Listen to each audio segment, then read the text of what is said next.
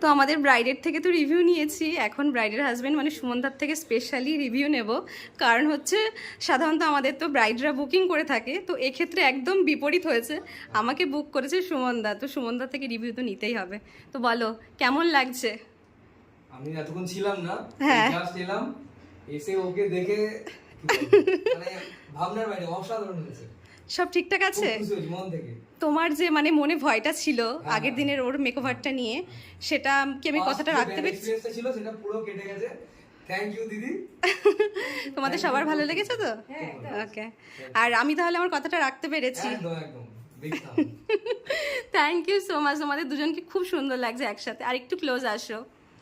আর তোমাদের happy married life, দুজনের আগামী দিন আরও সুন্দর হোক, দুজন একসাথে এইভাবেই থেকো। ওকে Thank you, thank you. ওকে, চলো তাহলে টাটা, টাটা। আবার দেখা হবে। হ্যাঁ। ওকে,